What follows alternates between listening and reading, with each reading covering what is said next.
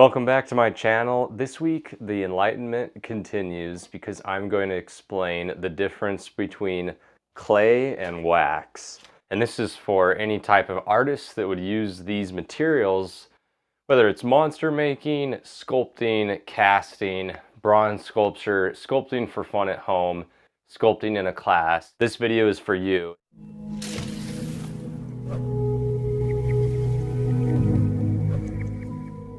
A lot of people are so confused when it comes to what these things are used for and the differences between them. First of all, I want to say this. If you are an absolute beginner and you've never done any type of sculpting before, please just start by buying a brick of clay. It's the first one listed in my links, the JMAT Classic. Just get started sculpting.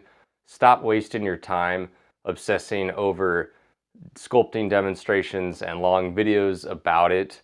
Those are great to learn, but the thing is, I've noticed that a lot of people, when they want to learn how to do something, they just watch YouTube videos all day. I've done this before myself. It's really common with people who try to start like a new diet or workout program. They're just watching the videos all day, like, I'm going to do this, I'm going to do this. But actually doing it is the hard part.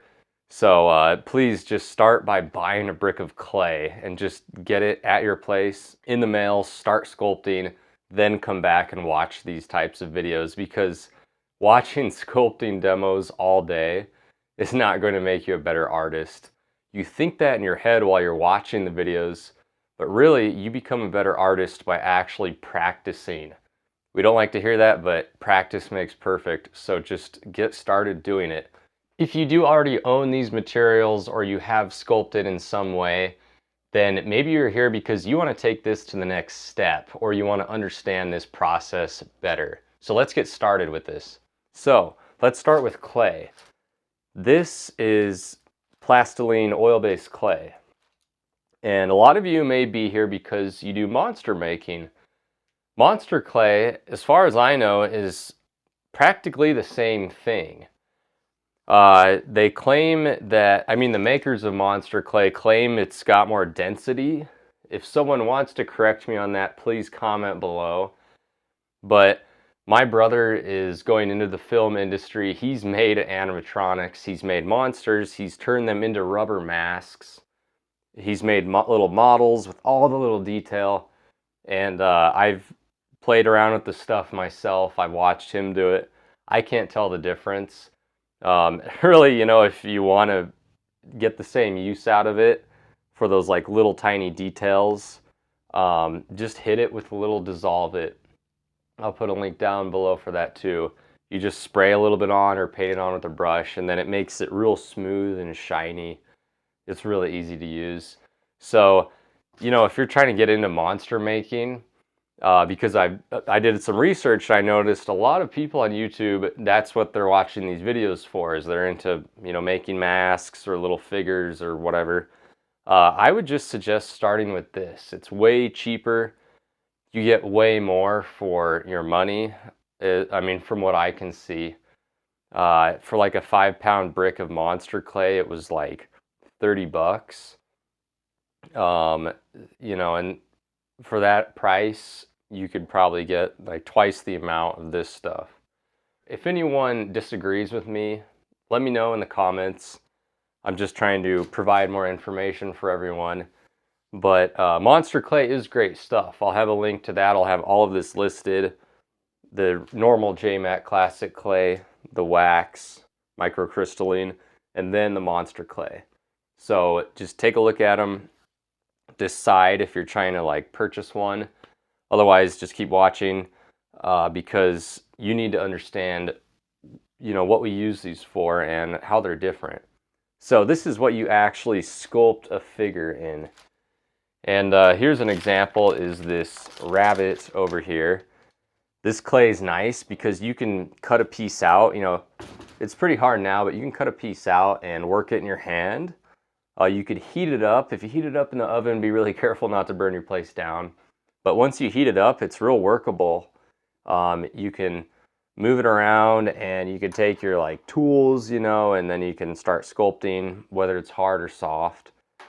But this is what we actually make our sculpture out of.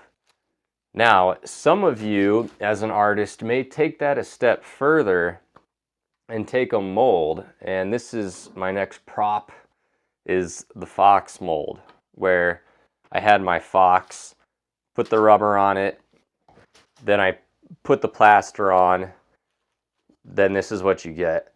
You can use this for all sorts of different things. You can use this to create a resin sculpture. You can use it to create a rubber mask. You can use it for casting. And that word casting, like casting in metal, that's where our wax comes in, is when we talk about that term or process. I mean, we use this stuff, the microcrystalline wax, for our actual casting. And I'm going to walk you through these clips here because we use the clay to create our sculpture. Some of you may be satisfied with that because you just want to make a sculpture. You just want to learn how to sculpt. Others, like myself, take that a step further, where we take a mold, which is the impression of the sculpture, and then use that to duplicate it in wax. This wax is a harder substance. It will hold its shape. You know, I can try to carve it, but it's pretty difficult to carve. You know, I almost get like these little shards. And you can soften these by working them in your hands, but not like you can the clay. The clay is way easier to work in. Really what you do is you heat it up, whether it's with a lighter, you almost like melt it a little bit, or use this tool right here is a soldering iron. You just plug it in, it heats up. This tip will get very hot to where you can drag it along the edge of your wax, and you can actually melt the surface of the wax. It's kind of tricky to work with, but we have more videos on that. I do. Jason, if you're watching, I know you do too. So the wax is really hard. It's like a candle, like candle wax. It's not the same type of wax specifically, but it's got sort of the same properties where it will melt into like a perfect clean liquid. Then it will harden into this like hard structure. And you can watch right here, you use that wax, you basically like recreate your sculpture. Then you create a shell around it, a ceramic shell. You heat that up, you can watch here as the wax melts out. It's creating like a fireball. Getting really hot here. And this is Jason's Home Foundry channel, by the way. And you can watch Jason heating up this wax. It pours out of that ceramic shell. The shell's hollow, and the impression of the sculpture is inside. And then you use that to pour the metal in. And then once the metal hardens, you crack that shell open, and now you have a metal sculpture. So really what we did in this type of process is we went from clay to mold to wax to shell to metal, in that order. And then you can touch up the metal with some grinding and polishing, put a patina on it, as you can see here, the fox. And this series of videos, the Fibonacci fox, I would highly recommend watching those. You can start with mine, and then you can go to Jason's videos because I sent them to him for him to do the casting, which he did an excellent job at. There's a link to my website with that page down below, where the page for the fox, and all the videos are in order. So if you're interested in casting, if that's why you're here watching this video, then watch those videos. Now back to the actual materials themselves. If you're into monster making, once again, you can start with the JMac Classic. Then maybe buy a bottle of Dissolve It, that spray. Or you can go right to Monster Clay. Either one, whatever you prefer. Better as an artist, using these materials, just buy them. Or buy one to start. You don't need, they're kind of pricey, I'll admit that. I've spent a lot of money on all this stuff. But just start with one and just practice, get better at it. Then sort of work your way up. And over time, you will become a very experienced, skilled artist and a sculptor. So that's how all of these come together. You can't use clay when you go to metal because you need to use wax first. The clay will start on fire, it will get all goopy. You can melt it too, it'll turn to liquid, but it's real goopy, it's like muddy. So that's why we have to use wax when it comes to casting. If you don't use wax at all, you might still take a mold of the clay sculpture, maybe if you're doing like a monster head. And then with that mold, you know, it's the same stuff, this rubber, or maybe some other molding material. You might pour like resin in there or rubber and make like an actual mask that someone can wear. My brother's made animatronics, he's made realistic masks that look like real flesh, you know. He's done all of that. So these are things that you can do. It's up to you, whatever you want to use them for. The point of this video is just to explain their different uses and the different properties of the materials. So this, once again, is clay, oil-based clay. You can't harden it or fire it. This is the real deal. If you want this to be preserved, you need to take a mold. And I have videos on molding too if you want to check those out. But this is what professionals use, is the Plastilene oil-based clay, JMatte Classic. No sulfur, so it works with silicon and other molds. Wax, microcrystalline wax is what this is called. This stuff here, it's really hard. Comes in a big brick also.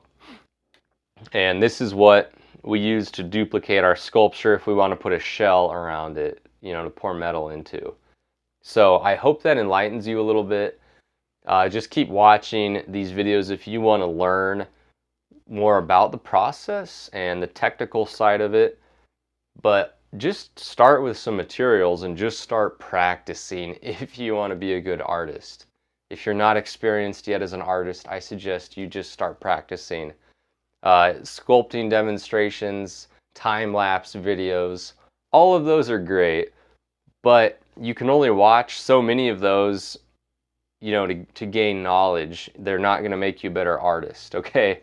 They'll show you some tips and all that, but really you need to learn how to do this yourself. It's like muscle memory. So get a few tools, get started with that, and just go from there, and you will become better over time. I guarantee that. Come back and comment. Let me know how these materials worked for you, if you like them. Let me know if they made you a better artist. Send me a message, go to my website, shoot me an email through the contact form, that is. And let me know how it works. I'm curious to see if people want to just get into sculpture, or if, you know, you as the viewer, if you're watching because you're already an experienced artist and you want to like take that process to the next step, whether it's making a rubber mask out of your monster or taking your figure and making it into a metal sculpture. I want to know that. So thanks for watching today. Don't forget to hit the like button. That's the thumbs up button. If you enjoyed the video, share it with your friends so that they can learn more about this process too. And don't forget to hit that subscribe button.